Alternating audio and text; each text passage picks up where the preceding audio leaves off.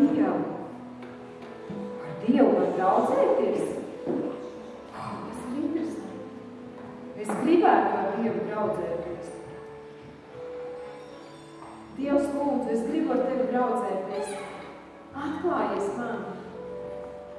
Es gribu tevi iepazīt. Kļūsti par manu labāko draugu. Mans mīļais bērns, es mīlu tevi. Tu man esi ļoti daudz. Es tevi radīju, un es zinu par tevi visu. Es atdevu savu dēlu, Jēzu Kristu, par tevi. Lai mēs tagad varētu draudzēties, un vēlāk es ņemtu tevi uz debesu mājām. Atver tādu māju, un tu atradīsi lielāko dārgu, ko esmu atstājis tev. Bībeli.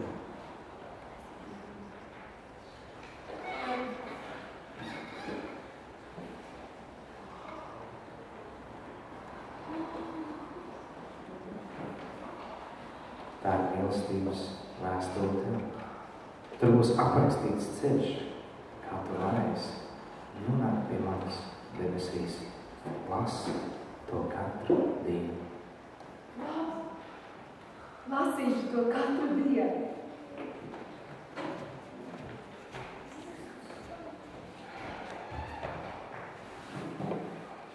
Bībele? Tev ir Bībele? Tu varēsi noteikti šonedēļ kaut ko dabūt, lai tev būtu Bībele. Bet tad jau tu nemaz neesi izlasījis visu Bībeli, ne? Tik bieza grāmata, man te ir tāda mazāka. Bet tā bija liela, bet iekšā viens un tas pats. Bībele ir tikai viena pasaulē. Daudzos eksemplāros izdod. Bet Bībele mums parāda to, kā mēs varam iedraudzēties ar Dievu. Reku rakstīts. Iedraudzējies taču ar Dievu. Ar Dievu var iedraudzēties. Pasaki to savam kaimiņam, pamudini, pasaki. Iedraudzējies taču ar Dievu. Pasaki otram kaimiņam, iedraudzējies taču ar Dievu.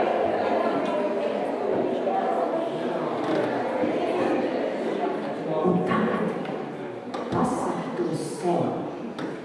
Un iedraudzējies taču ar Dievu. Un tu zini, kur aizved draudzība ar Dievu. Draudzība ar Dievu aizved pie viņa. Un tu zini, kur viņš mīt? Viņš var būt tavā sirdī, bet viņš mīt debesu valstībā. Bībelē ir aprakstīts, kāda ir debesu valstība. Tur pat ielas ir no zelta. Mums te dubļi, tur tā kā mums dubļi no zelta viss. Wow! Un tur dzīvo eņģeļi. Varbūt, ka viņi tur taurē ar taurēm un milzīgas jaukas debesu skaņas apkārt izplūst. Tās tauras noteikti nav tik vienkārši kā šīs, bet šī atgādina par to. Un tur ir pats Dievs. Viņš valda. Viņš ir visu kungu kungs un ķēniņu ķēniņš. Kāpēc? Tāpēc, ka viņš visu ir radījis. Rekādi man maza bumbiņa. Kāds pazīst, kas tā par bumbiņu? Zemes lode. Uz tādas mēs dzīvojam. Bet viņi ir tik liela, un mēs neviens nekrītam nost. Tāpēc, ka Dievs mūs tur klāt pie zemes. Un cilvēki to nosaukuši par gravitācijas spēku. Un viņi griežas, un Dievam viņi ir vēl mazāk droši vien Dieva rokā kā man šī. Viņam ir visas zvaigznes, viņš ir tā kā vislabākais žonglieris, kurš ar visām planētām, kosmosā žonglē vienlaicīgi. Un visas viņus notur gaisā, un neviena nekad nesaskrien. Cik Dievs ir varens. Bet šis selts mums atgādina par to, ka Dievs ir svēts. Tu zini, ko nozīmē svēts? Svēts nozīmē bez ļaunuma. Pilnīgi labs. Dievs pat iedomāties nevar nevienu sliktu lietu. Viņam ir tikai labas domas par tevi. Tāpēc, ka viņš mīl tevi. Dievs ir mīlestība, pilnīgi bez ļaunuma. Tu gribi ar tādu Dievu draudzēties. Ziniet, debesīs būs tikai mīlestība. Un vieglāk gandrīz pateikt, kas tur nebūs. Tur nebūs vajadzīgs šitāds mantīs. Tāpēc, ka raudam mēs tikai šeit uz zemes. Te mēs viens otram kaut ko nodaram pāri. Te mums sāp sirsniņi. Bet tur nevajadzēs tādas lietas. Reizē mēs saslimstam. Debesīs nevajadzēs nevienas zāles, ne rūgtas, ne garšīgas. Tāpēc, ka visi tur būs veseli. Tur nebūs neviens, ne ar vienu slimību. Ir arī pat bērni, kuri nevar paši varbūt paiet, viņiem jābrauc invalīdu ratījumos. Bet debesīs nebūs tāda. Visi būs veseli, varēs skriet, priecāties. Tu gribi tādā vietā būt. Un ziniet, tur nekad neviens nenoliks, un tāpēc nebūs lārāk. Nekad nebūs šķiršanās, ne ar vienu. Un tur nekad nebūs tumšs. Kādam ir bail no tumsas? Wow! Bet tur nekad nebūs tumšs. Tur nav vajadzīgi nevienu lukturīši, nekas tāds, tas nav vajadzīgs. Šito visu, tas viss ir priekš tevis. Debesīs nebūs. Debesīs būs brīnišķīga grāmata, dzīvības grāmata. Un ja tavs vārdiņš tur nebūs rakstīts, tu netiksi debesīs. Kā tur tikt? Ir viena problēma, un to mums arī Bībele stāsta.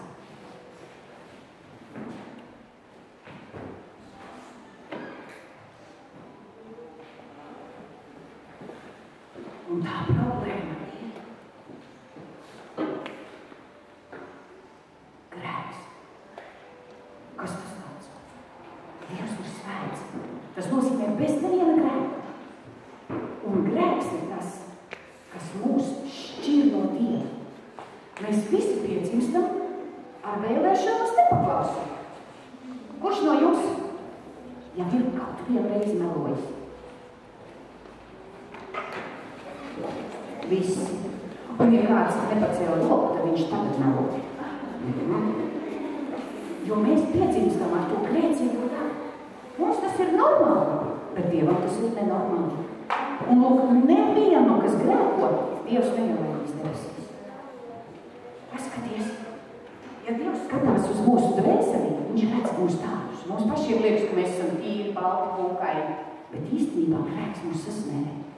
Mūsu dvēseles ir kā tādas netīras lupatas Dieva priekšā. Un kā jūs domājat, vai būtu pareizi, ka tādu netīru drēbi mēs salokam un mājās noliekam skaistajā skapī pie tīrajām? Būtu pareizi? Es esmu nē, tas nebūtu pareizi.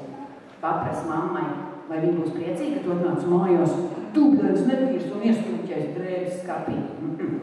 Un lūk, šādu dvēseli Dievs nevar ielaist debesīs. Mēs viņu nevaram likt tajā zelta kastē. Reizēm viņus pat tiek saplēstas. Un tie caurumi ir tie citu nodarījumi, kas mums ļoti, ļoti sāp. Ko tad darīt? Grēks šķir no Dieva. Mums ir problēma.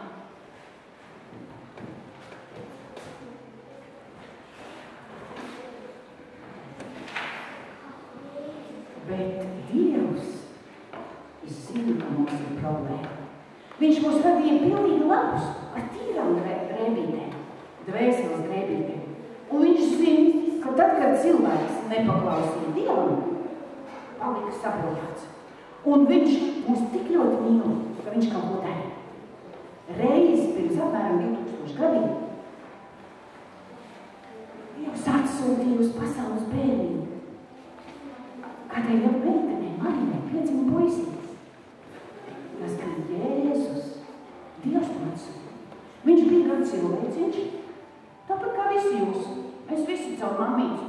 Mēs ar mammīti ienācām, un katram bērnam ir tētis. Pat tad, ja viņš nedzīvo kopā ar tevi, tev ir tētis. Bet debesu tētis ielika Marijai zem sirds puisīt, Dievdēlu, un tāpēc viņš nekad negrēkoja. Viņš izauga liels, un viņš bija tas, kas uzņēma sodu par taviem maniem grēkiem. Kā tas bija? Iedomājies, ja tevi nosoda mājās par kaut ko, tu nevari, piemēram, vairs iet pie datora. Bet tavs brālis tev ļoti mīl, ka viņš saka tā: mamma, tēti, es neiešu pie datora. Bet lai tev brālī cīna. Vai kaut ko citu uzņemās sodu tavā vietā. Tev tā ir gadījies, ka tavā vietā kāds piesakās: Es skolotāju viņu nesodiet, es to neizdarīju, bet nosodiet mani. Mēs tā nedaram. Bet ja Dievs tā dara. Un Jēzus uzņēmās sodu par visiem mūsu grēkiem. Un viņi, ļauni cilvēki, tie, kas neticēja, ka viņš ir Dieva dēls, viņu apsmēja, apspļaudīja un ar naglām dzīvu piesita pie krusta. Viņš taču ir Dievs. Viņš varēja vienā mirklī aiziet atpakaļ uz debesīm. Viņš varēja izbrēkt. Viņš teica: es taču neko neesmu darījis. Bet viņš tā negrib, tāpēc, ka viņš tevi mīl. Un viņš grib, lai tu būtu ar viņu kopā debesīs. Viņš grib traucēties ar tevi. Un nav lielākas mīlestības kā šī, ja kāds atdod savu dzīvību par saviem draugiem. Un Jēzus atdeva dzīvību par tevi. Nomirstot pie krusta. Bet tā kā viņš ir arī Dievs, 3. dienā viņš augšā celās.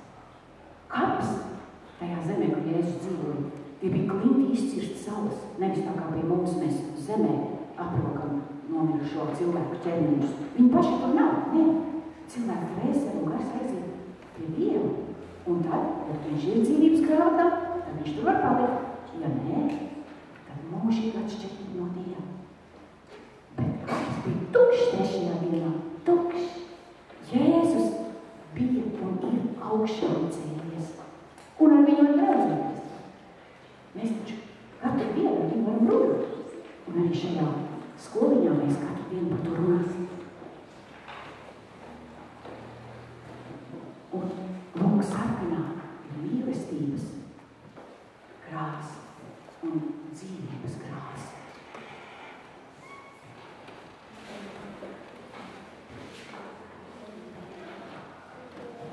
Bet ko lai dara ar to netīru dvēseli tā? Dievs ir samaksājis par maniem grēkiem, un tādēļ ir vajag. Un lūk, viņš visu ir izdarījis. Un tagad atbildība ir tavā pusē.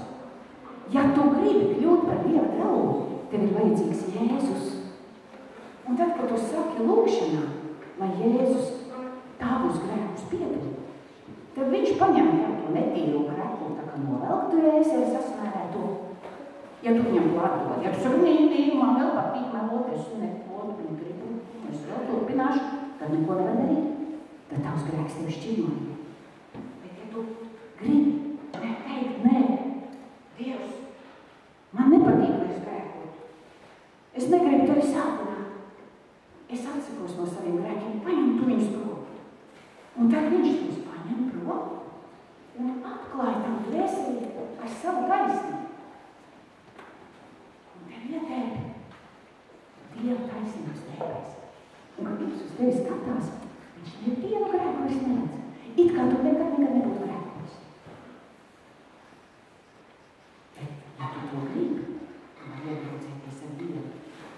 Un kļūt tīrs.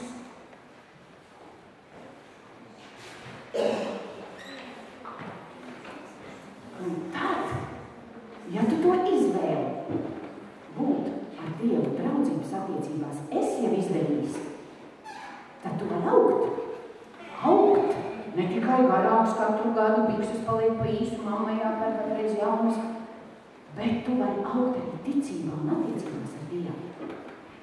Un augšana sāks tikai tad, ja tu esi izdarījis to izvēli. Tikai tad tu vari dzirdēt Dievu.